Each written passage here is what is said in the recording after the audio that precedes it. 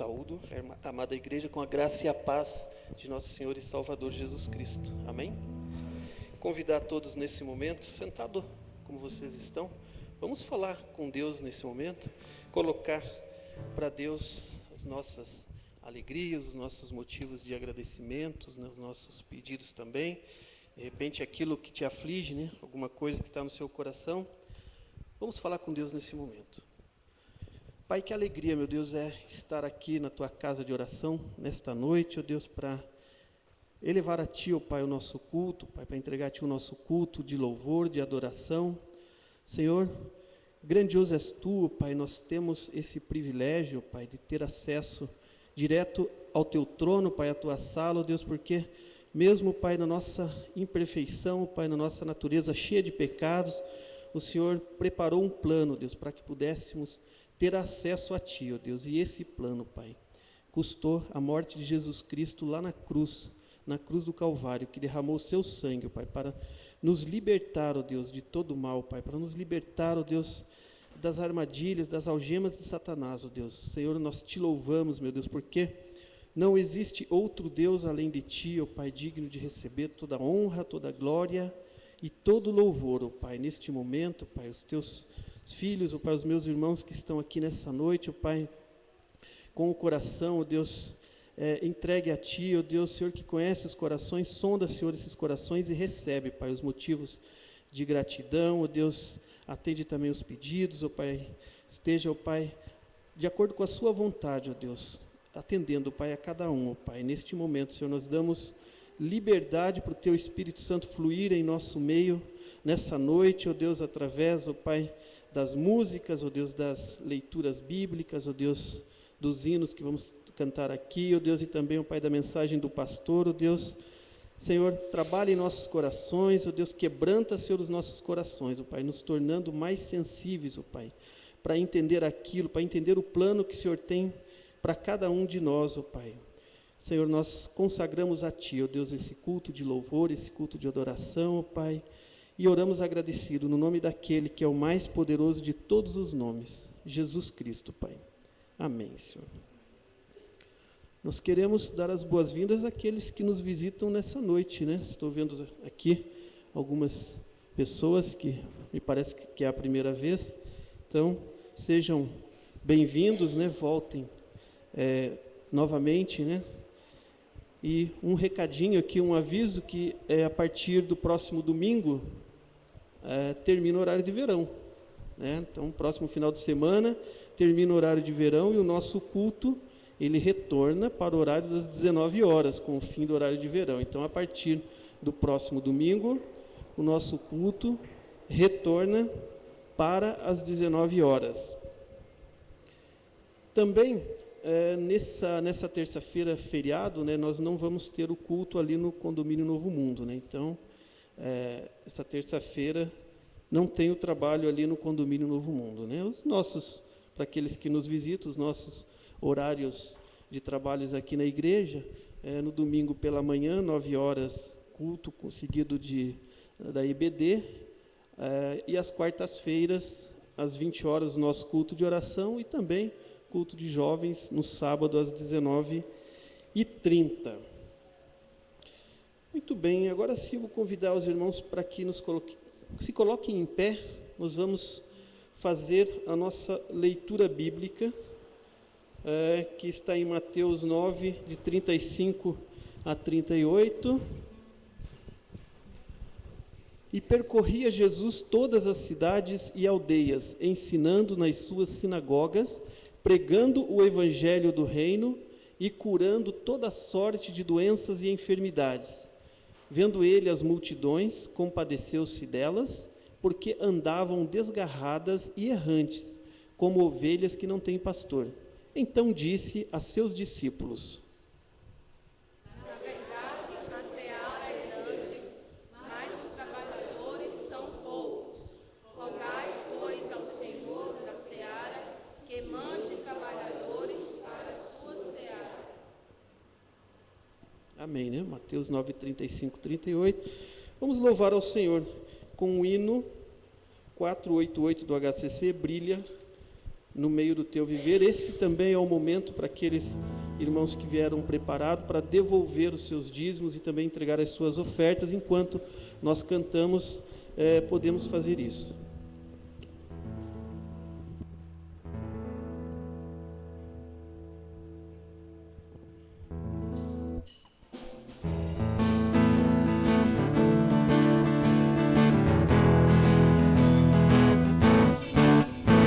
Somente para fazer efeito singular é preciso agir com muita dor, mas as coisas mais humildes for executar, deves fazê-las com todo amor. Brilhar no meio do teu viver, brilhar no meio do teu viver, pois talvez algum aflito possa socorrer.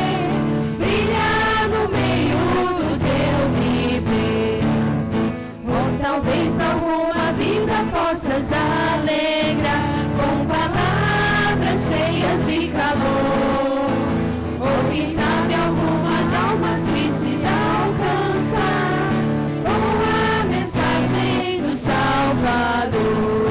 Brilhar no meio do teu viver, brilhar no meio do teu viver, pois talvez algum aflito possa socorrer.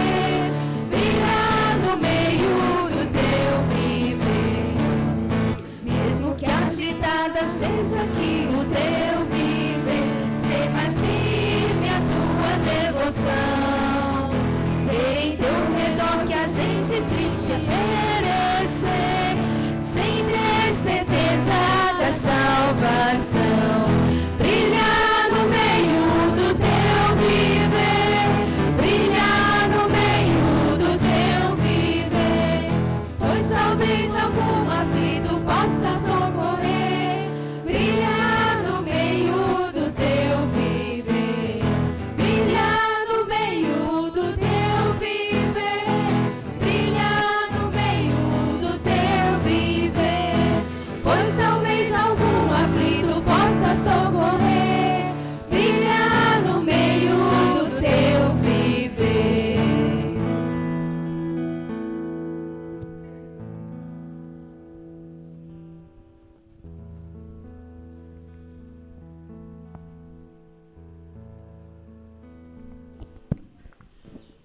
Boa noite, irmãos. Boa noite. Nesta hora que nós vamos estar aqui para interceder, nós estaremos lembrando das pessoas enfermas, das pessoas que estão viajando, não é? Da igreja em si, para o seu crescimento, para o seu desenvolvimento. E também eu quero lembrar um fato que aconteceu aqui esta manhã. Algumas pessoas estavam aqui, outras não. A palavra do pastor Fernando Paz e da esposa dele, a irmã Iônia, foi uma palavra muito positiva. E quando ele fez o apelo para quem quisesse entregar sua vida a Jesus, foi um momento muito gostoso quando vários jovens vieram à frente, entregando a vida a Jesus e se prontificando a fazer aquilo que Jesus quer que eles façam. Não quer dizer que no fim desse ano eles já vão para qualquer campo missionário, né? Mas quer dizer que eles disseram: eis-me aqui, eu estou pronto para aquilo que o Senhor quiser que eu faça. Então, esses jovens, eu não vou citar quem estava de manhã sabe, com o passar do tempo vocês vão saber, mas nós precisamos estar lembrando deles para que essa chama não apague, para que Deus continue trabalhando nesses corações e eles possam crescer no entusiasmo, entendendo o chamado de Deus e estando pronto para aquilo que for que Deus quer que eles façam, né? Então, nós vamos orar nesse momento. Pai querido, nós estamos diante de Ti, Senhor, e nós Te louvamos, ó Pai, porque o Senhor é o nosso Deus, é o nosso Salvador, o nosso sustentador, é aquele que nos guia cada dia nesta vida. Nós te louvamos também, Senhor Deus, pela liberdade de culto que o Senhor nos permite ter aqui no nosso país. Nós agradecemos, ó Deus, por esse dia que o Senhor nos dá. Agradecemos por tudo que foi feito aqui nesta manhã, Senhor. Agradecemos porque os corações foram tocados pelas experiências, pela palavra dos teus servos. Agradecemos, ó Deus, por todos aqueles que estiveram aqui de manhã e pelos que estão aqui nessa noite, Senhor. Nós pedimos, ó Pai, neste momento, a tua bênção para os teus servos que não estão aqui. O Senhor conhece os motivos de cada um. O Senhor conhece aqueles que estão enfermos, aqueles que estão com problemas emocionais, aqueles que viajaram. Então, Senhor, neste momento, quero te pedir que o Senhor esteja com cada um, em cada situação, sustentando, ó Deus, e abençoando, para que eles possam, ó Deus, da próxima vez estar conosco aqui, para que eles sejam levantados, ó Deus, ou do leito de dor, ou desse momento emocional difícil, mas que o Senhor cuide de cada um, é o nosso desejo, Pai. Também te pedimos, ó Deus, a tua bênção para o teu servo que nos trará a mensagem essa noite. Que ele seja apenas o teu instrumento, ó Deus, e que a tua mensagem nos alcance, ó Pai, para a mudança, para que possamos sair melhores do que chegamos, para que possamos crescer mais, ó Deus, na fé, no entendimento, ó Pai, na vida cristã.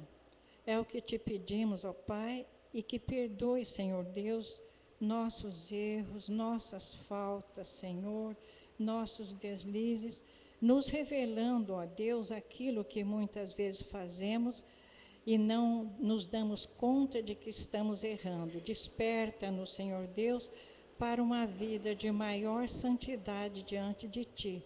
É a nossa súplica em nome do Senhor Jesus. Amém. Grandioso Deus, Pai de misericórdia, de amor, graças te damos, Senhor, por mais esse dia que o Senhor nos deu. Te agradecemos, Senhor, porque as suas misericórdias se renovam a cada manhã.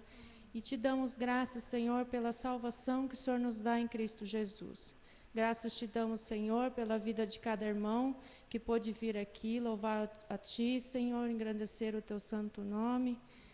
E te pedimos, Senhor, por aqueles que não puderam estar aqui, Senhor, ou porque estão viajando, ou por alguma situação de doença, que o Senhor seja com cada um deles, ó Deus, guardando, livrando de todo o mal, Senhor. Te agradecemos pela vida da Flávia, Senhor, que já está em casa.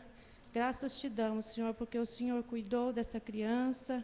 E também te agradecemos pela família, Senhor, pela Lia, pelo Adilson, também pelo Alan, Senhor. Abençoa essa família. E também, ó Deus, te peço por aqueles que estão enfermos, Senhor, o irmão Edivaldo. Nós te agradecemos porque também sabemos que o Senhor tem cuidado dele e ele tem apresentado melhoras, Senhor. Obrigada pela vida da irmã Joana. Também esses dias estava aqui louvando o teu nome, Senhor. Graças te damos e o Senhor deu esse livramento, Senhor, na saúde dela, Senhor. Também, Senhor, pela igreja, ó Deus, abençoa todos os ministérios. Capacita, Senhor, os líderes cada vez mais e mais, que tudo seja feito, Senhor, segundo a Tua vontade, o Teu Espírito Santo nos orientando em tudo, Senhor. Sonda, Senhor, o nosso coração, vê se há algum caminho mau, ó Deus, e muda, restaura, Senhor.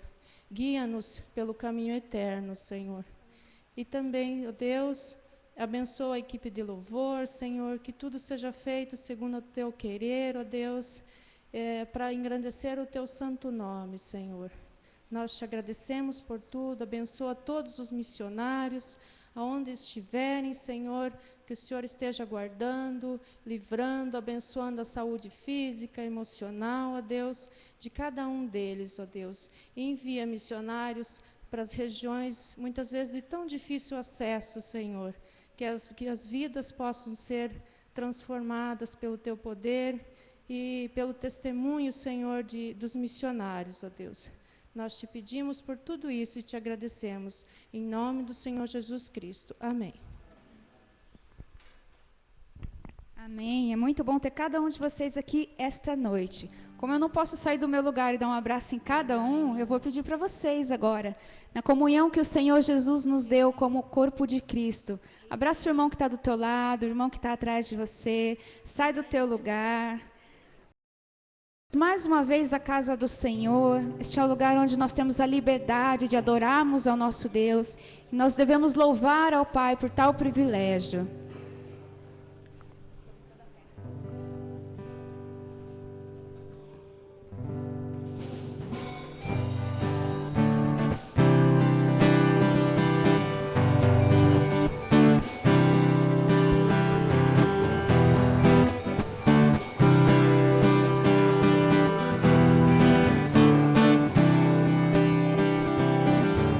Sobre toda a terra tu és o rei, sobre as montanhas e o pôr do sol. Uma coisa só eu desejo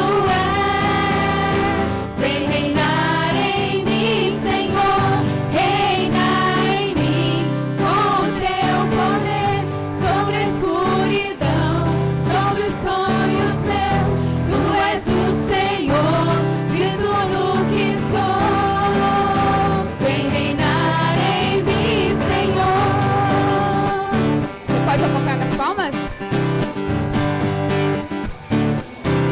Sobre o meu pensar. Sobre o meu pensar, tudo que eu falar, faz-me refletir a beleza que há em ti. Tu és para mim mais que tudo aqui. Vem reinar em mim, Senhor, reina em mim com o teu poder sobre a escuridão, sobre os sonhos meus. Tu és o Senhor de tudo que sou.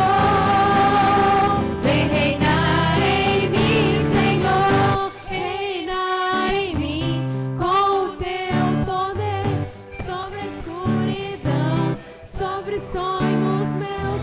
Tu és o Senhor de tudo que sou. Vem reinar em mim, Senhor, vem reinar em mim, Senhor, vem reinar em mim, Senhor.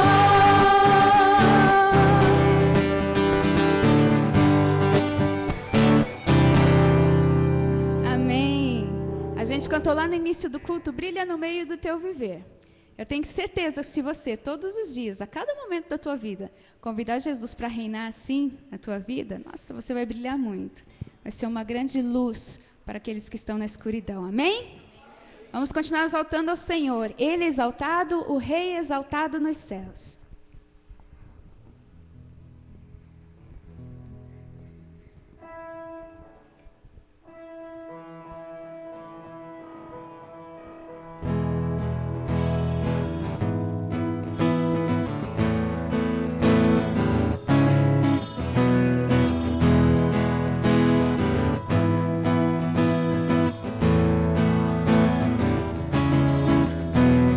Ele exaltado, o Rei exaltado nos céus.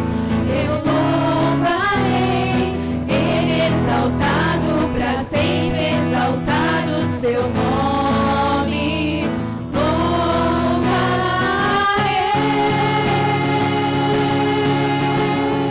Ele é o Senhor, sua verdade vai sempre reinar. Terra e céus, glória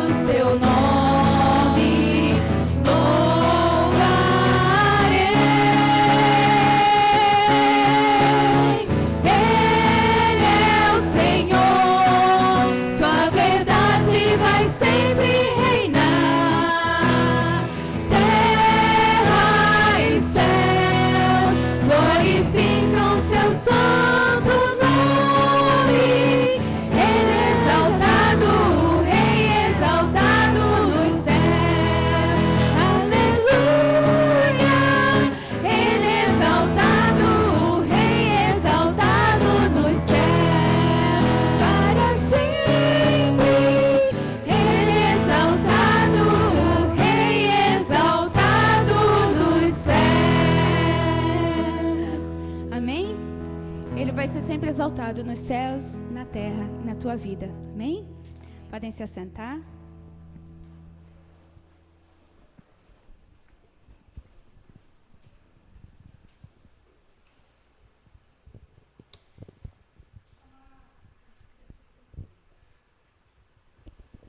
Quero chamar aqui o futuro da igreja, as nossas crianças. Vamos lá?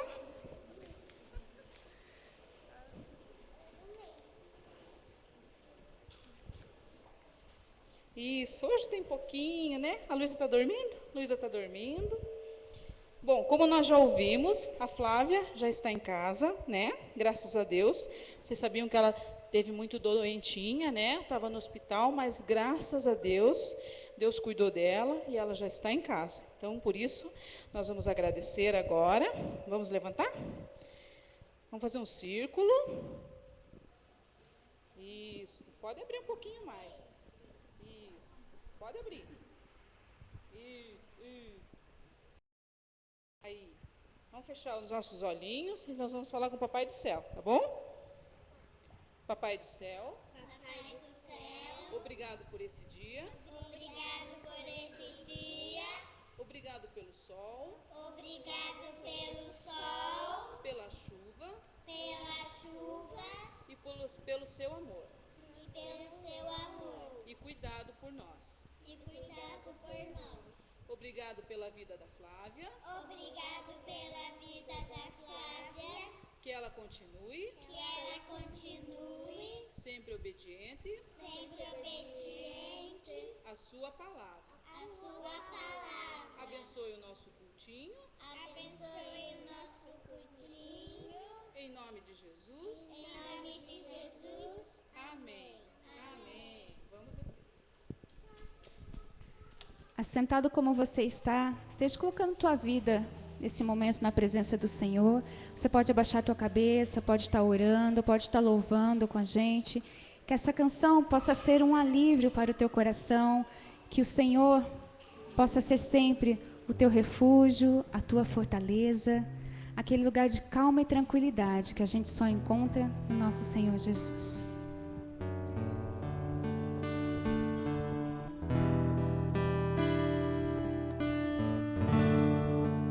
Graças eu te dou, Pai,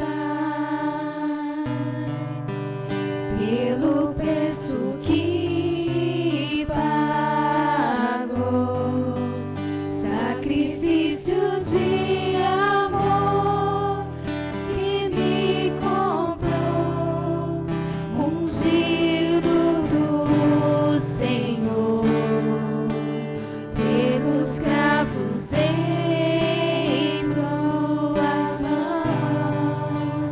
graças eu te dou, ó meu Senhor, lavou minha mente e coração, me deu perdão, restaurou minha comunhão.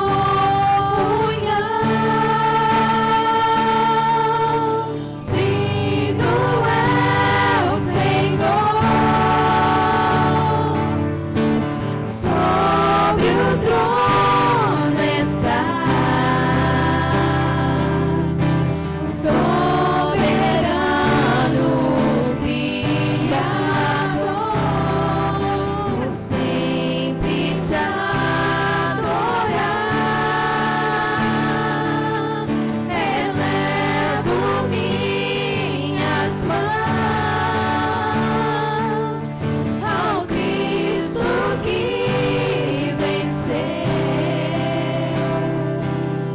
Cordeiro de Deus morreu por mim,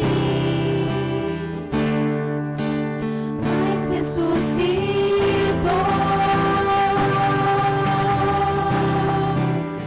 Digno é o Senhor, graças eu te dou, Pai, pelo preço que pagou, sacrifício de amor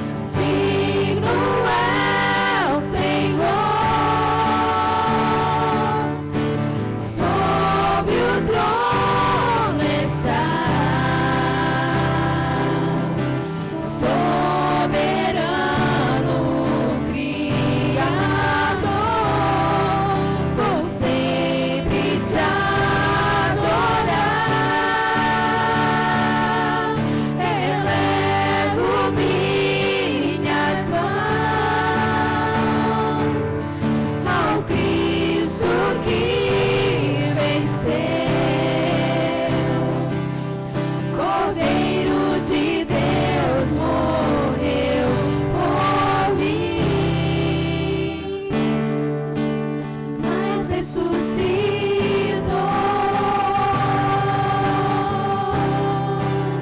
Digno é o Senhor, mas ressuscitou.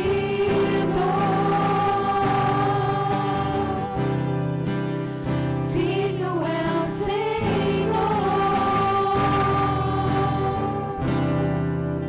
Amado Pai, somente Tu és digno, Senhor. Somente o Senhor é digno de toda a honra, de toda a glória, de todo o louvor, Pai. Nós somos gratos, Senhor, porque através do sacrifício do Teu Filho Jesus naquela cruz, nós estamos aqui nessa noite, Pai, celebrando a nossa salvação no Senhor, celebrando com os nossos irmãos a alegria de pertencermos ao corpo de Cristo. Muito obrigada por esse privilégio, Senhor. Muito obrigada porque um dia a Tua luz brilhou no nosso viver, Pai. E que o Senhor venha, como nós cantamos, sempre reinar nas nossas vidas, em todos os momentos, Pai, seja de dificuldade, seja de alegria, que o Senhor esteja reinando e que a Sua luz em nós, meu Pai, possa ser refletida para aqueles que estarão ao nosso redor. Pai, que possamos realmente ser discípulos Teus nessa terra, testemunhos vivos da Tua graça e do Teu amor. Abençoa a Tua igreja, Pai querido, fala conosco essa noite, Pai. Que possamos estar cada dia mais diante do Senhor, santificados na Tua presença. É o que nós, povo Teu, te pedimos no nome de Jesus. Amém. Amém.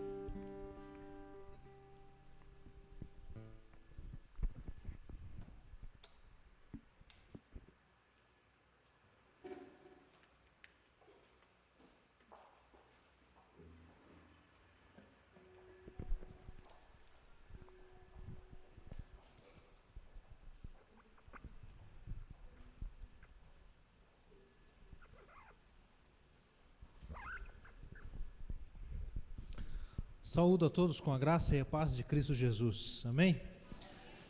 Que bom estarmos juntos de novo, queridos. Mês de fevereiro é um mês mais curto e ainda com feriado fica um pouco menor ainda.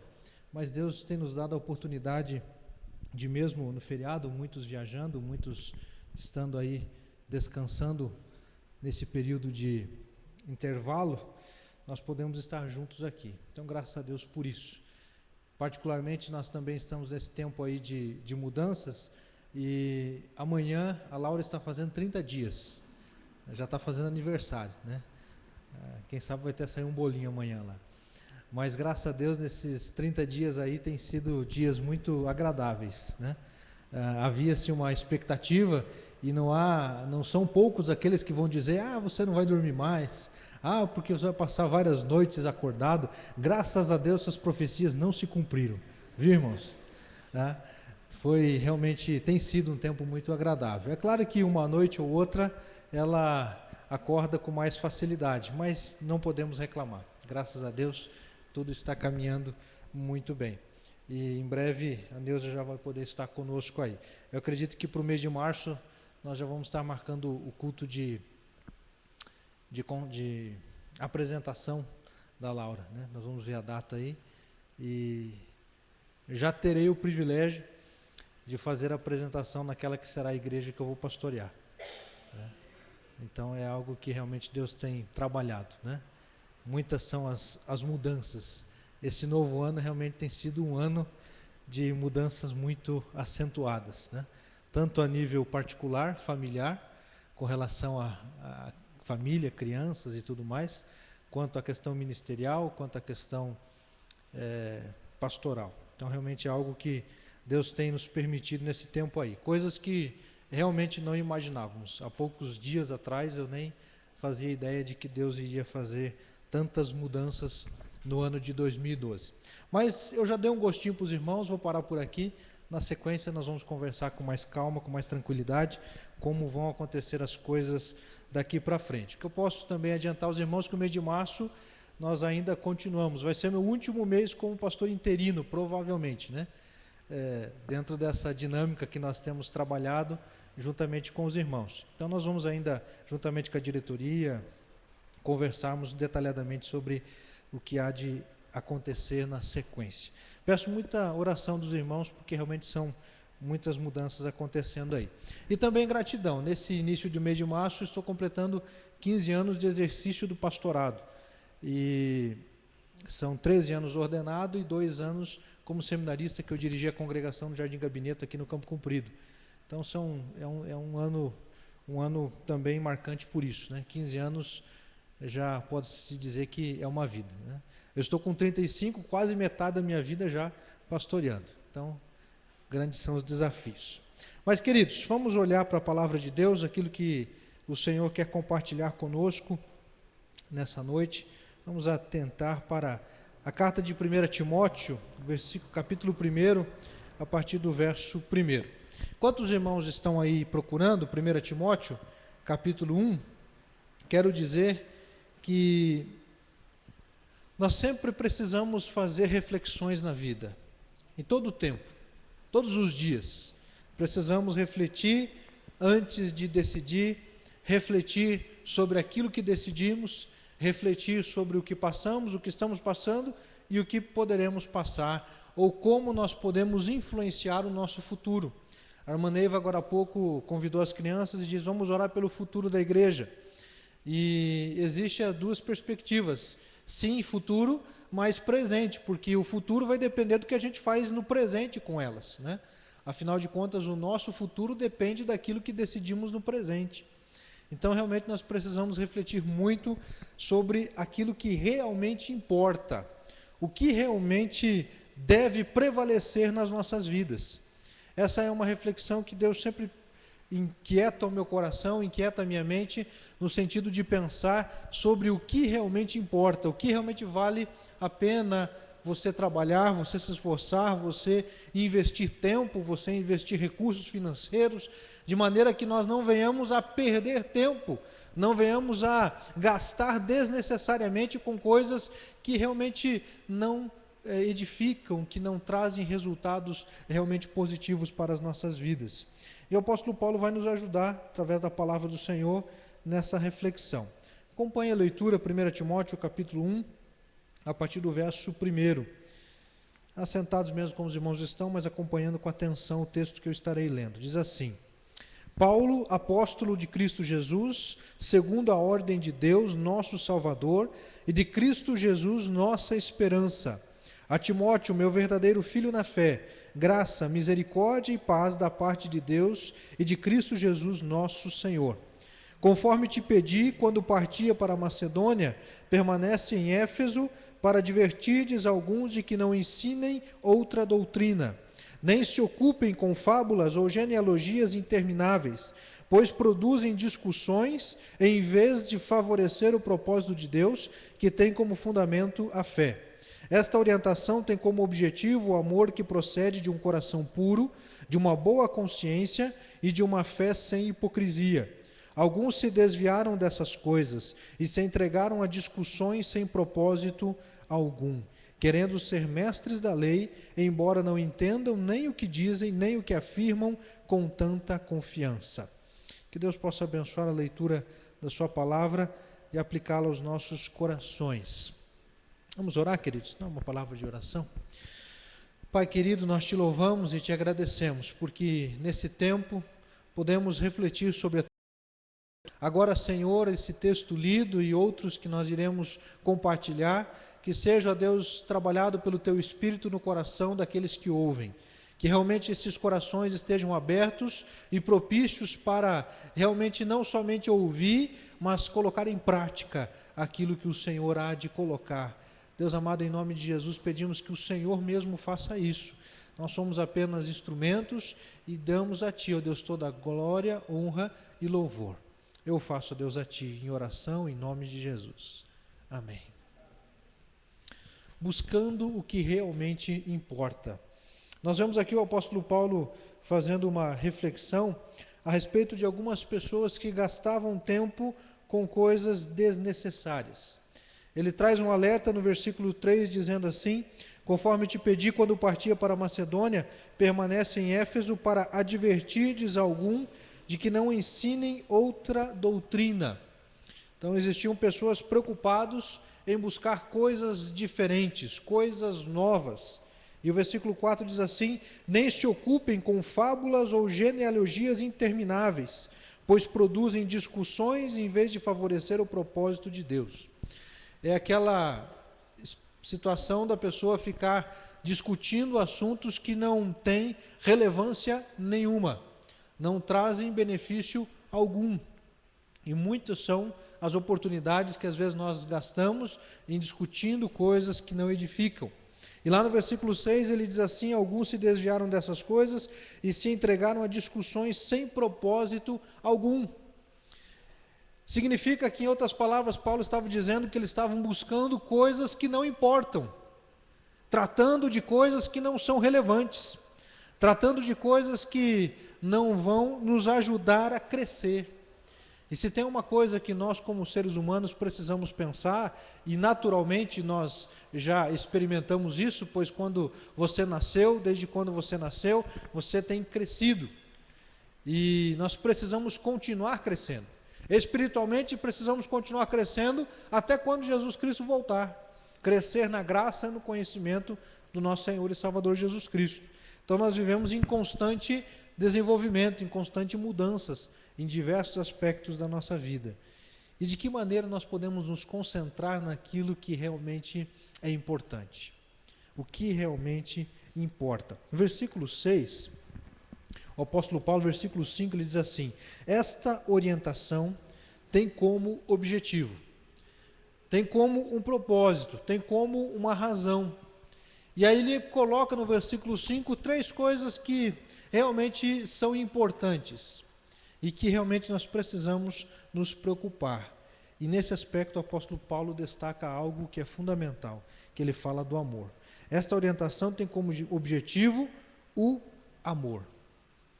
Essa palavra, essa carta que eu estou escrevendo, ela tem como objetivo falar do amor. 1 Coríntios capítulo 13, versículo 13, vai dizer: eis, pois, que permanecem a fé, a esperança e o amor. E o maior destes é o amor. É interessante que Deus se preocupa em colocar para nós o que é o mais importante. O mais importante destes é o amor.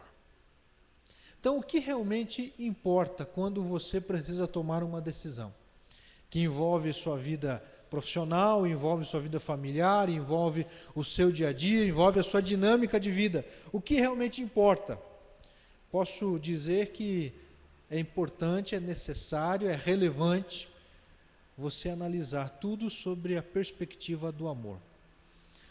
Mas como já dissemos em outras vezes e frequentemente iremos dizer, esse amor que a palavra de Deus tanto se preocupa em destacar. O Novo Testamento fala muito sobre o amor.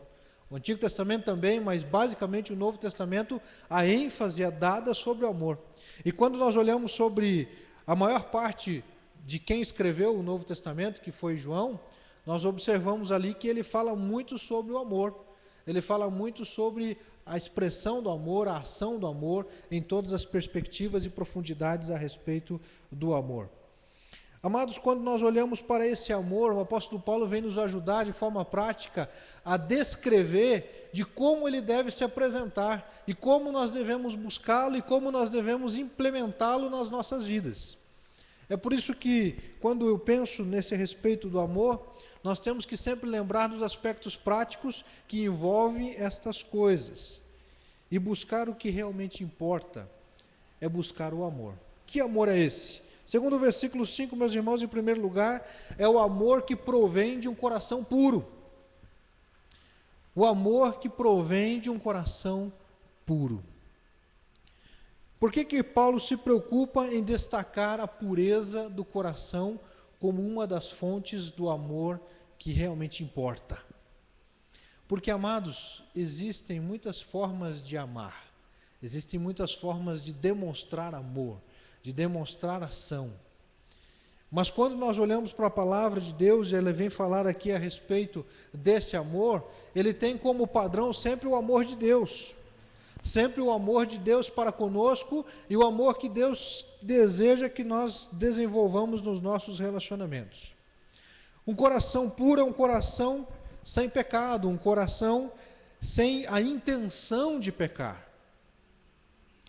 E quando a gente pensa em pureza de coração, pode-se até se misturar ou se equivocar com aquela pessoa totalmente isenta de malícia, totalmente isenta de um coração pervertido, de uma mente pervertida, que olha para as coisas com pureza, que olha para as coisas com simplicidade. Um coração puro, meus irmãos, é aquele que não tem a intenção de fazer o mal e nem se preocupa em ouvir aquilo que está sendo dito para ele com olhos negativos. De certa forma, já pré-julgando e estabelecendo que aquela pessoa ou aquilo que ela está dizendo já é do maligno ou já tem más intenções. É um coração disposto a arriscar. É um coração disposto a arriscar no relacionamento, mesmo que amanhã ou depois você venha a ser surpreendido por desconfiança ou pela infidelidade daquele que você estava confiando.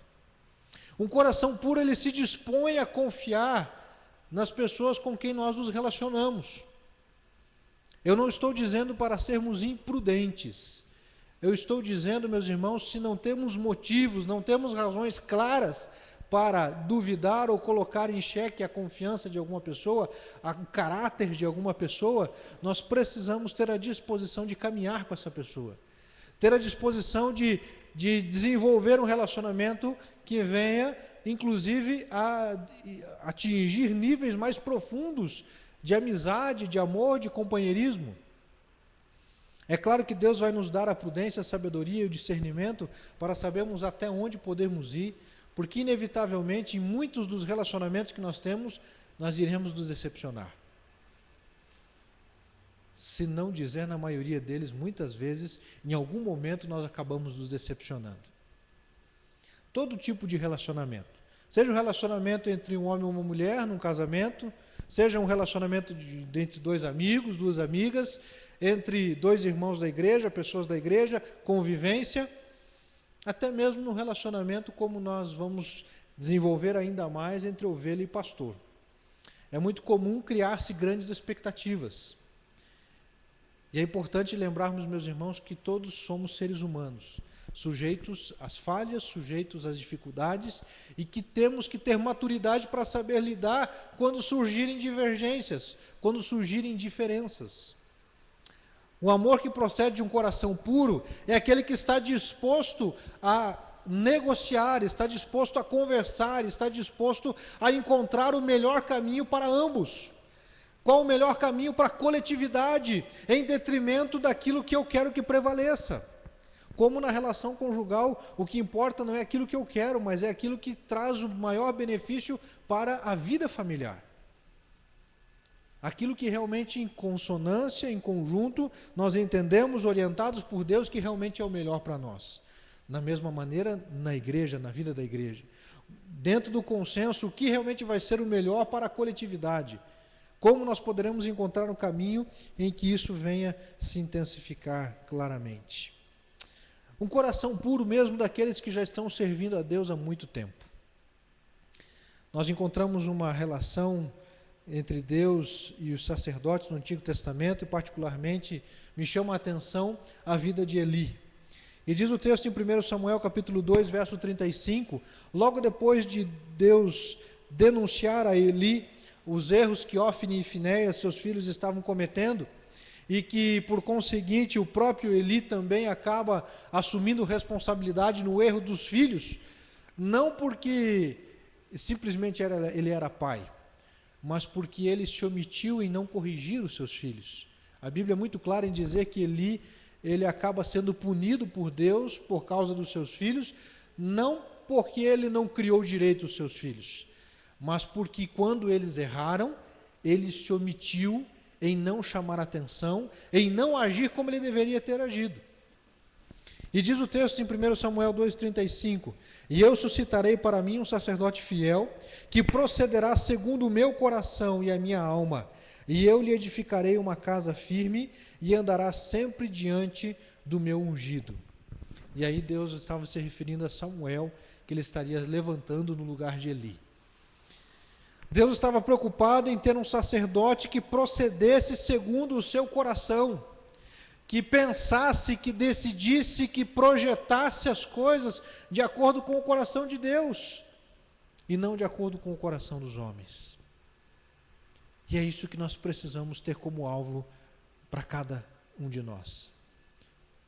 Seja eu como pastor, você como cristão, em qualquer uma das suas responsabilidades, nós precisamos procurar ter um coração segundo o coração de Deus. Que os nossos pensamentos sejam pensamentos de acordo com aquilo que Deus estabeleceu. O próprio Davi vai orar no Salmo 51, versículo 10, pedindo o quê? Cria em mim um coração puro. Cria, ó Deus, em mim um coração puro. Amados, nós queremos buscar aquilo que realmente importa, o amor que prevalece. O amor que prevalece é aquele que procede de um coração puro, que tem boas intenções, que tem o desejo de fazer a diferença na vida do outro, de abençoar verdadeiramente a vida do outro. O apóstolo Paulo se preocupa em dizer a Timóteo, no seu ministério, nas suas responsabilidades: procure o amor que procede de um coração puro. Na vida da igreja nós precisamos intensificar isso, sempre trazermos à memória esta exortação, esta orientação que está sendo dada.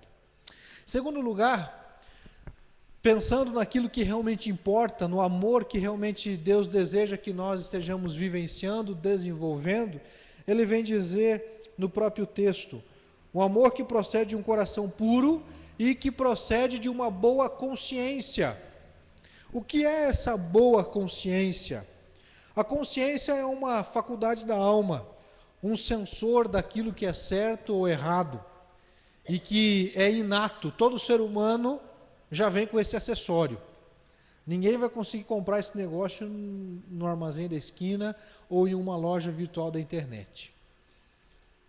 É algo que já vem conosco, nós nascemos com isso, a consciência, a possibilidade, a capacidade de refletir sobre o que é bom, sobre o que é mal. E isso já está relacionado à própria ação de Deus na vida dos homens, mesmo naqueles que não o reconhecem e que não creiam nele como Salvador, como Senhor, como Criador do céu e da terra.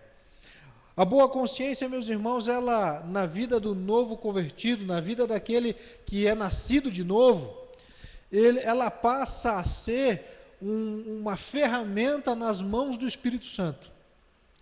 Porque a boa consciência do crente passa a ser a ação do Espírito Santo nas nossas vidas, de maneira que o Espírito Santo conduza os nossos pensamentos e ajude a nossa consciência a discernir entre o certo e o errado, em distinguir o bem do mal, em saber por onde andar e por onde não andar, termos o discernimento para entender as coisas que estão diante de nós. Agora, a palavra do Senhor, ela vem nos ajudar a entender um pouco a respeito dessa questão da consciência. O Novo Testamento classifica a consciência de diversas maneiras. Em 1 Coríntios 8, verso 7 e verso 12, ele vai apontar para aquelas pessoas que têm uma consciência fraca. 1 Coríntios, capítulo 8, versículo 7. O texto vai dizer da seguinte maneira: entretanto, nem todos têm esse conhecimento. Há alguns que, acostumados até agora com os ídolos, quando comem da carne sacrificada ao ídolo, se contaminam, pois têm a consciência fraca. Interessante que Paulo estava falando a uma igreja imersa no paganismo e dentro de uma cultura onde se favorecia em grande escala as atitudes, ações religiosas voltadas ao paganismo e até, por que não dizer, ao próprio satanismo. E nesse contexto aqui ele vem colocar os diversos ídolos, e as pessoas faziam sacrifícios a esses ídolos, faziam banquetes a esses ídolos, e muitos participavam desses banquetes dedicados a esses deuses, dedicados a esses ídolos. Mas a partir do momento que essa pessoa se convertia, ela era uma nova criatura, ela precisava abandonar esse tipo de culto, não mais compactuar com este lado obscuro das trevas, com este lado obscuro dos espíritos, daquilo que faz parte a própria influência dos demônios e do próprio Satanás. E Paulo vem dizer o seguinte: entretanto, nem todos têm esse conhecimento. O que Paulo estava dizendo é que existiam muitas pessoas que estavam na igreja, eram cristãs, mas continuavam se contaminando com aquilo que era oferecido para os ídolos. Por quê? Porque eles tinham uma consciência fraca. O que é essa consciência fraca? Esta consciência de alguém que não permite o Espírito Santo agir na sua vida. É comum, quando nós não conhecemos a palavra, não conhecemos o Evangelho, não conhecemos a verdade, sermos induzidos a pensamentos pela religião, pela influência do próprio Brasil no qual nós vivemos, onde muitas pessoas, às vezes imbuídas pela dor da morte, do luto, procuram alguns lugares para abrandar essa dor e vão para centros de macumba, de espiritismo, de candomblé, para tentar fazer contato com o mundo dos mortos. E não são poucas as pessoas que afirmam dizer que ouviram o morto falar com ela, que era a mesma voz, que falava de coisas que só aquela pessoa sabia. E eu já vi cristãos preocupados com esse negócio, e até acreditando nesse negócio. Por quê? Porque são pessoas que têm a consciência fraca, que ainda não desenvolveram o conhecimento na palavra de Deus, para saberem que estas coisas são artimanhas do diabo para enganar as pessoas. O diabo conhece o passado, ele conhece aquilo que fizemos, ele conhece aquilo que praticamos, e é fácil para ele, através de um dos seus agentes, imitar a voz de qualquer um que seja, e de colocar ideias e pensamentos. Irmãos, se a própria mente humana é capaz de fazer adivinhações sem auxílio do inimigo, o que dirá com o auxílio do inimigo? Vocês já viram aquelas pessoas que fazem adivinhações? Ele olha para você, o teu jeito de sentar, a maneira como você cruza os braços, a maneira como você cruza as pernas, vai além de psicologia. São pessoas especialistas no comportamento humano que conseguem dizer coisas que você... Puxa, mas como que ele sabe que eu estava pensando um negócio desse? A tua linguagem corporal diz aquilo que você está pensando. Um exemplo bem simples que eu vivenciei. O pastor Ilquias e eu, o pastor Jean, estávamos em Minas Gerais, fazendo uma visita a uma igreja lá, e num dos cultos que nós estivemos participando, uma das adolescentes estava por ali, e no final do culto estávamos conversando com aqueles membros, aqueles crentes que ali estavam, e uma das meninas, ouvindo o pastor Ilquias falar, e ele falou a respeito de um assunto, daí ela disse assim: mas como o senhor não sabe? Aí ele afirmou: eu sei, inclusive eu sei o que você está pensando. Dela: como que o senhor sabe o que eu estou pensando? Eu sei que você está pensando que eu não sei o que você está pensando. Ela: nossa, como é que pode o senhor saber um negócio desse? Entenderam, né? Não sei se eu consegui traduzir a cena, mas foi cômico. Foi cômico, meus irmãos, porque ela deu a entender que realmente ficou impactada com o fato de que ele disse que sabia alguma coisa a respeito da vida dela. Irmãos, são truques, são coisas que a mente humana consegue captar. Agora, imagine isso potencializado pela ação do diabo. Sai profecia 3x4. Eu lembro de uma vez eu estava na Praça Rui Barbosa, tinha aí por volta de uns 10 anos, eu tinha ido comprar alguma coisa lá.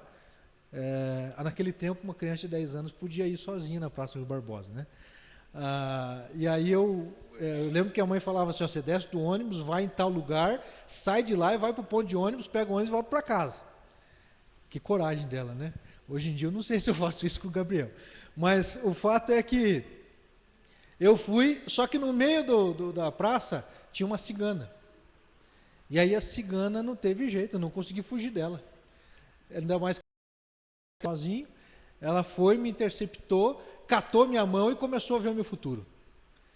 E aí ela começou a falar, eu nem lembro direito o que era, mas eu lembro que eu fiquei com medo danado. Eu achei que, ela falou, vai morrer gente na tua família, algumas coisas do tipo assim. Claro que vai morrer gente na minha família, né?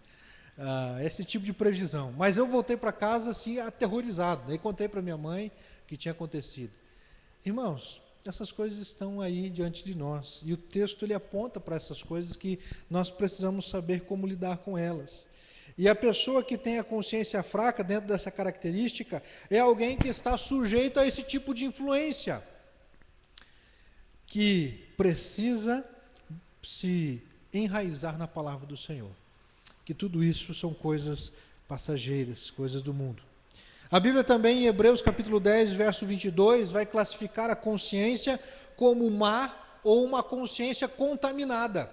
Em vez de ser uma boa consciência, é uma consciência má.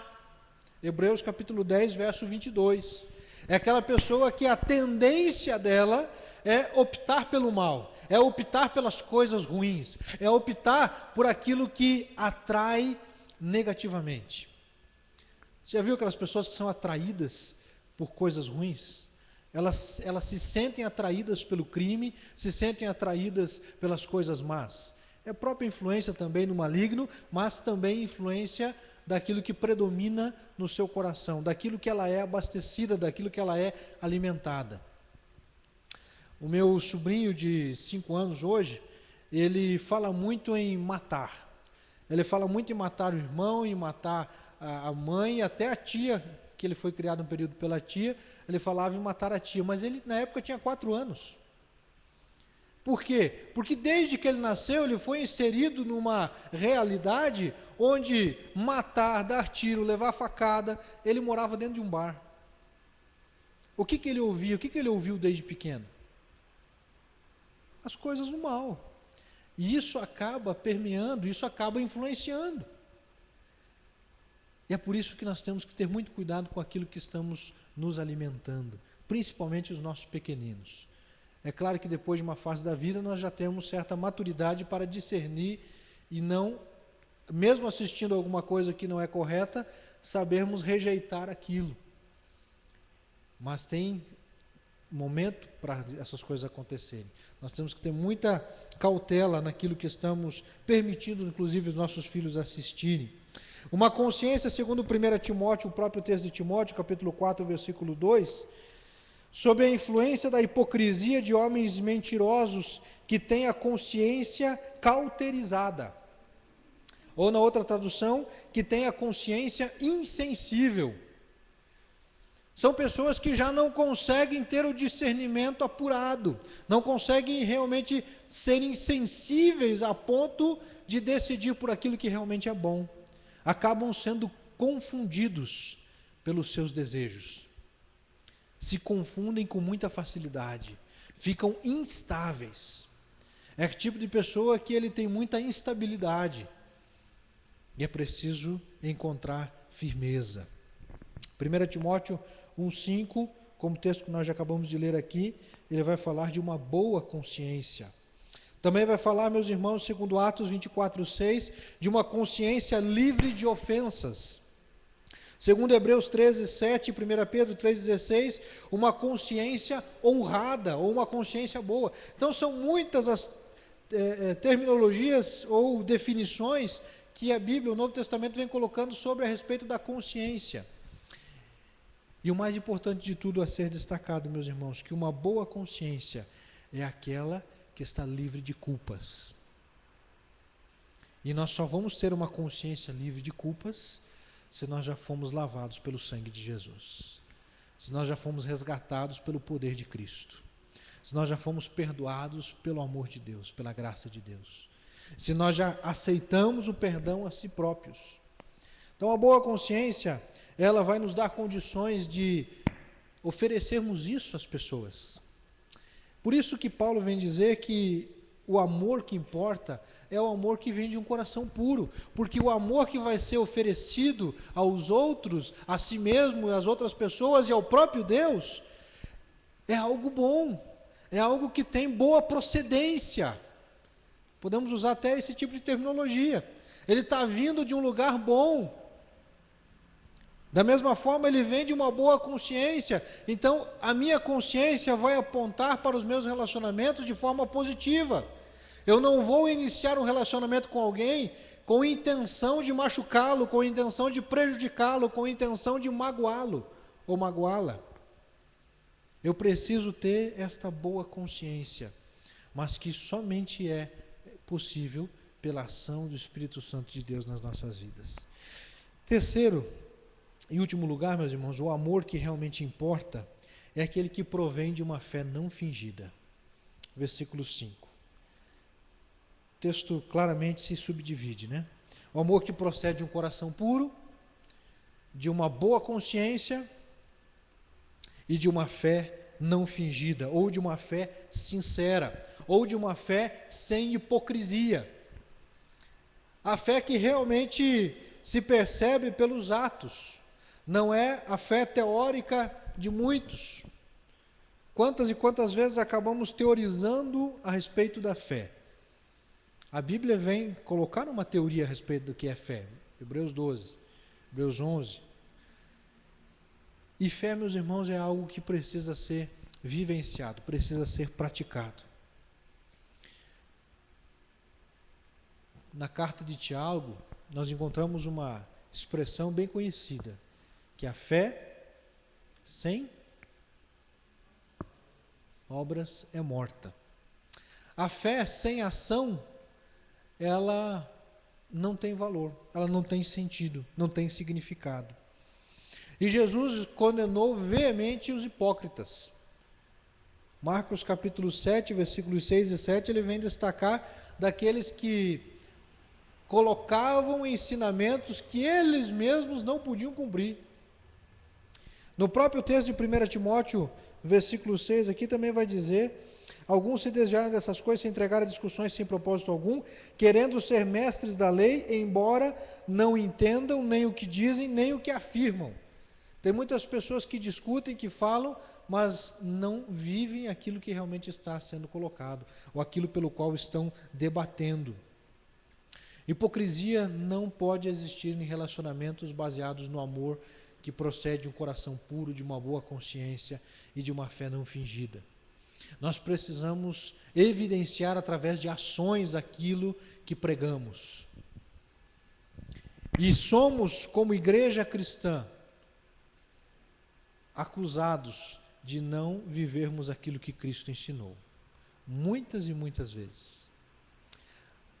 Aquela que é chamada de Igreja de Cristo, na história da humanidade, tem feito atrocidades, inclusive em nome de Cristo.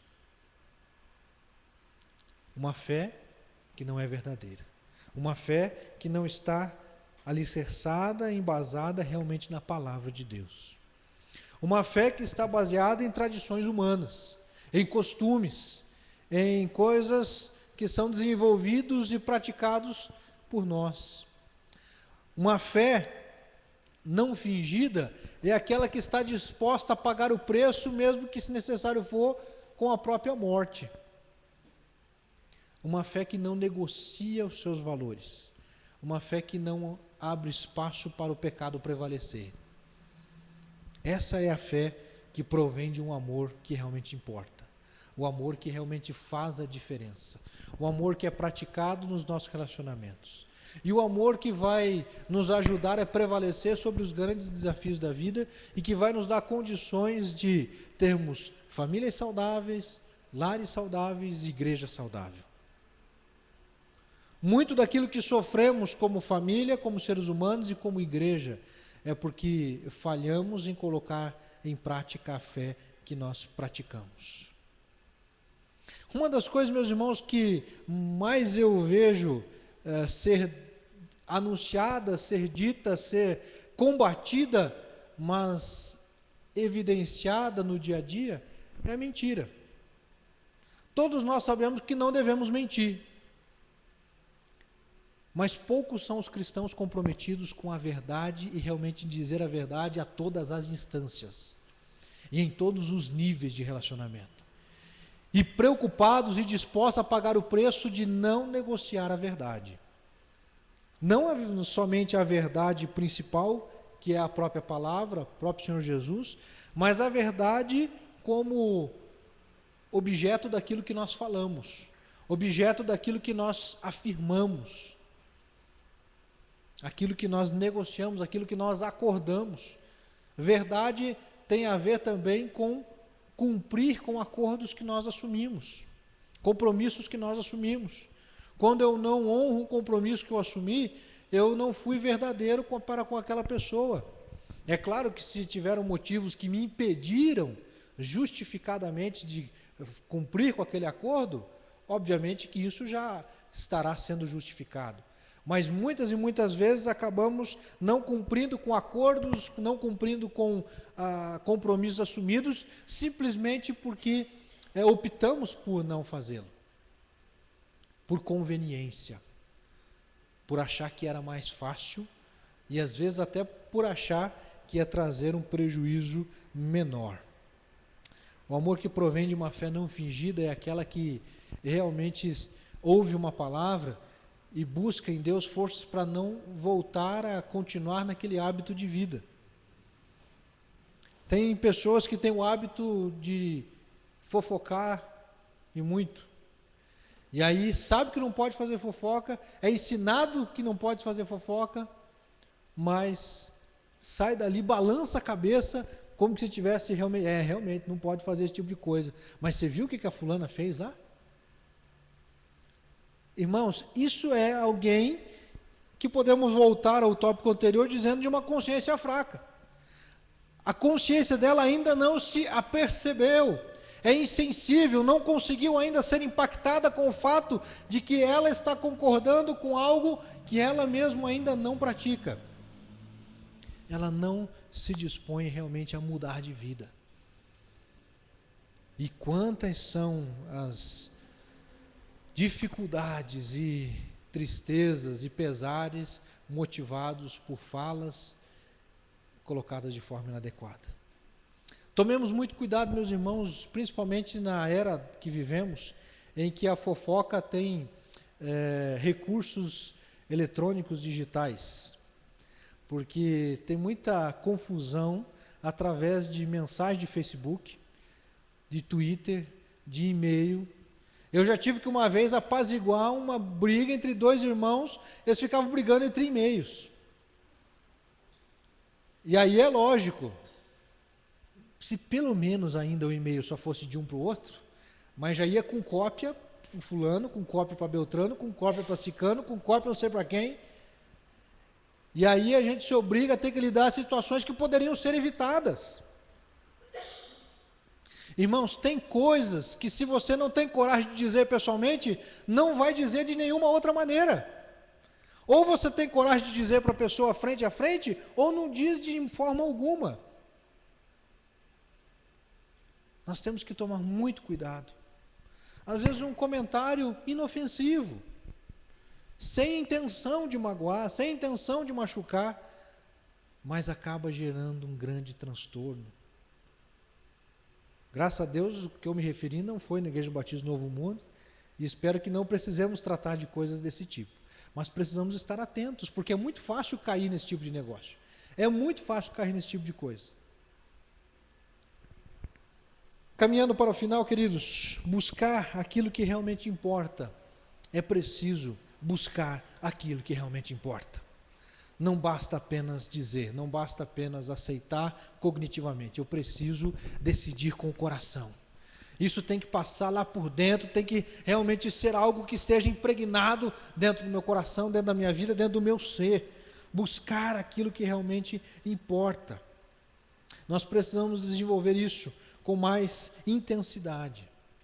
Porque a palavra de Deus nos diz várias e várias vezes, e até entre diálogos, que o que importa realmente é o amor.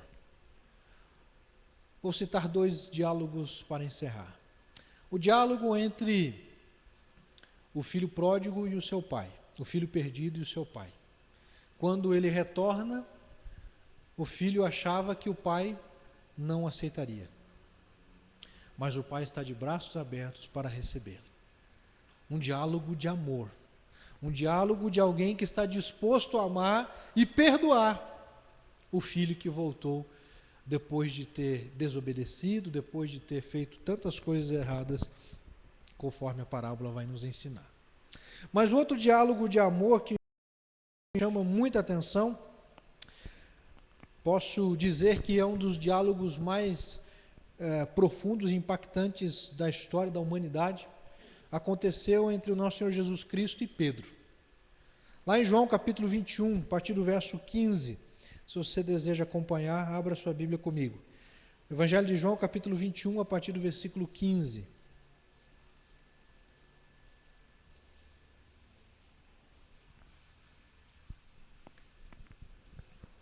João 21, 15.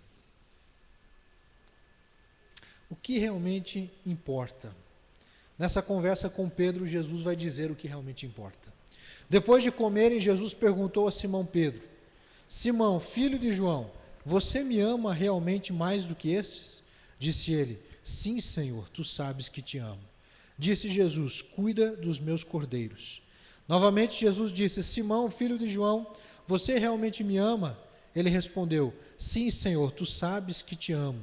Disse Jesus: pastoreia as minhas ovelhas. Pela terceira vez ele disse: Simão, filho de João, você me ama? Pedro ficou magoado por Jesus lhe ter perguntado pela terceira vez: você me ama? E lhe disse: Senhor, tu sabes todas as coisas e sabes que te amo. Disse-lhe Jesus: cuida das minhas ovelhas. Nós vemos, meus irmãos, nesse diálogo, um diálogo onde impera a sinceridade. No português isso não fica muito claro, porque a palavra amor é a mesma palavra repetida 3 vezes. Mas no grego, como os irmãos já bem sabem, a palavra amor, ágape, filéu e eros, ela se apresenta em diversos momentos diferentes no Novo Testamento.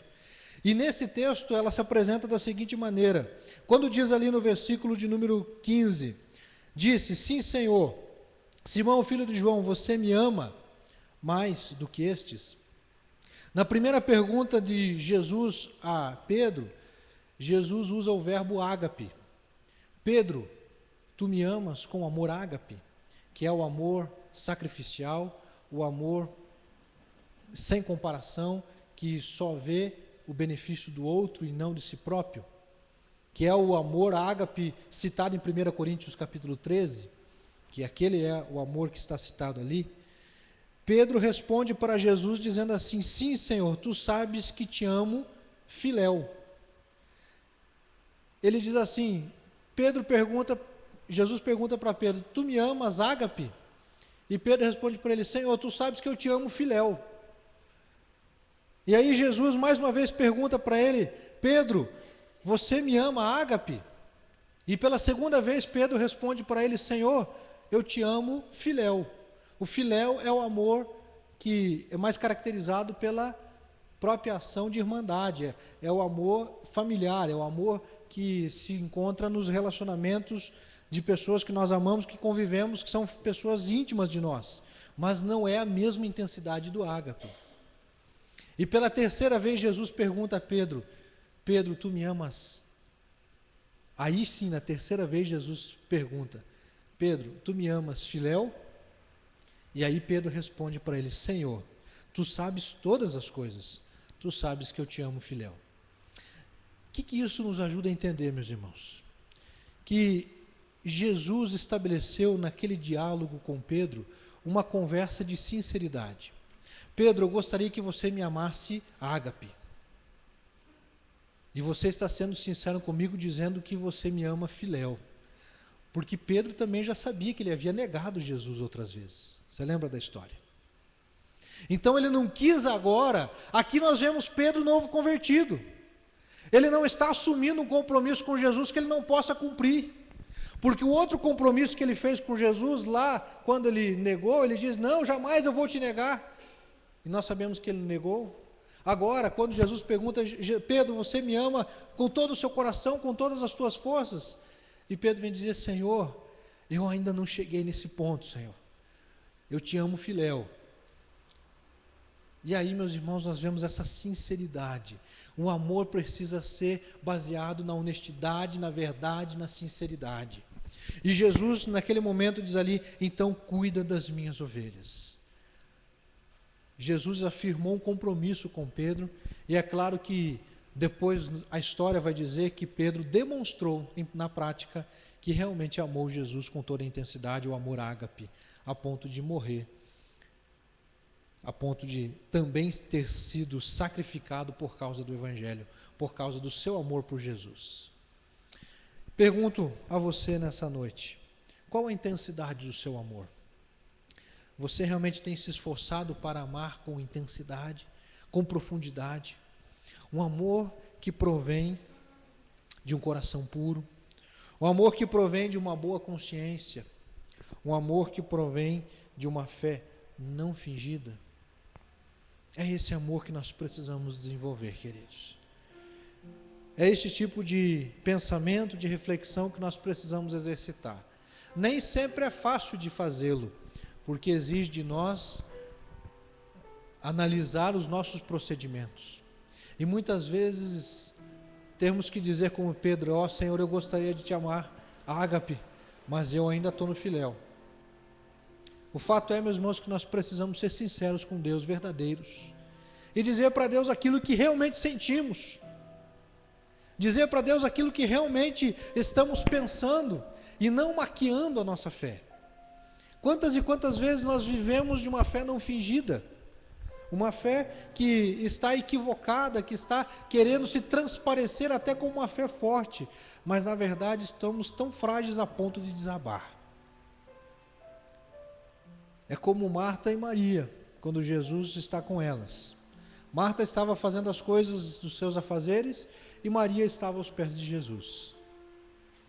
Mas uma coisa que me chama a atenção em Marta é que ela confessa para Jesus o que ela estava sentindo.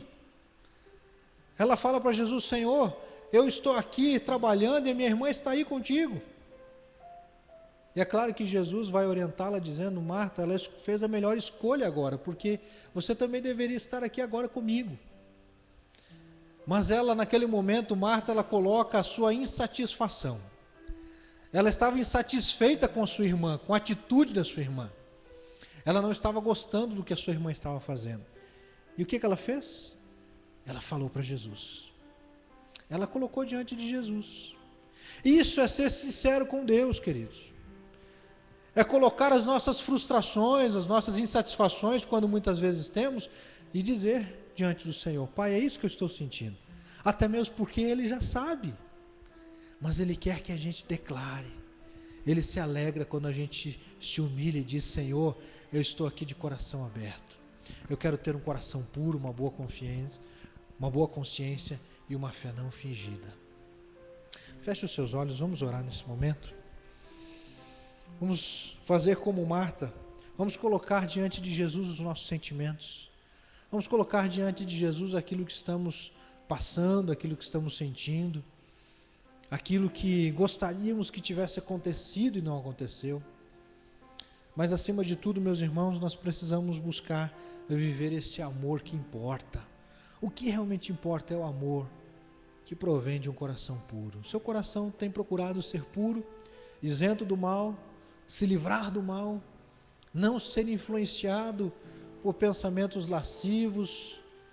Vivemos dias onde a lascividade, a sexualidade estão aí.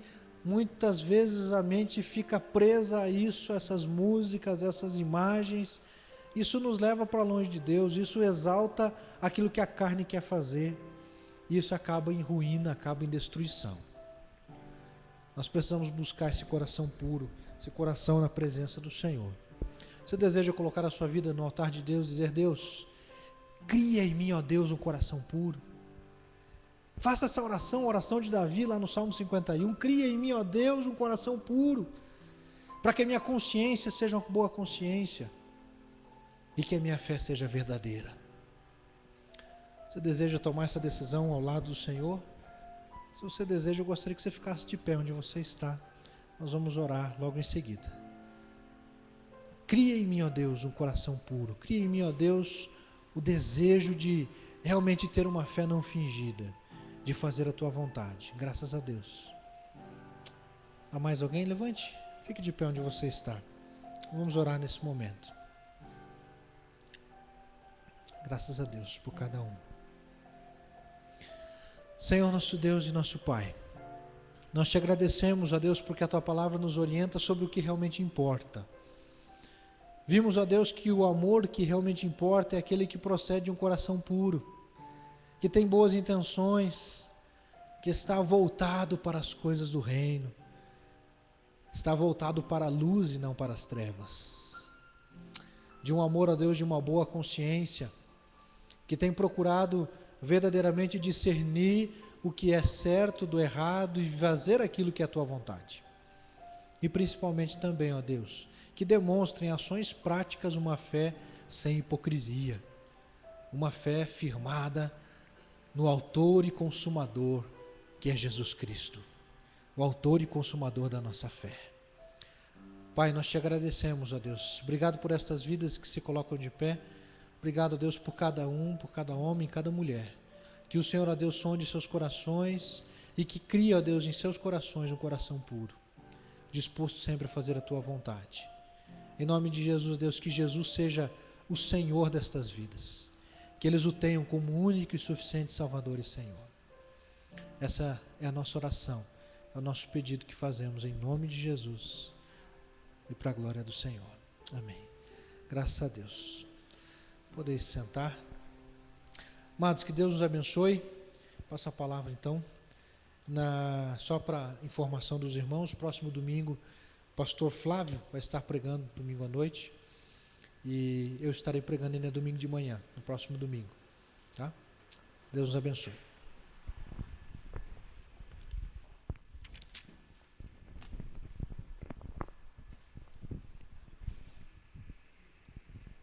Nós queremos convidar a igreja a se colocar em pé. Nós estaremos encerrando este culto exaltando ao Senhor, com o cântico Ele exaltado, o Rei exaltado, para sempre exaltado nos céus. Aleluia! Amém.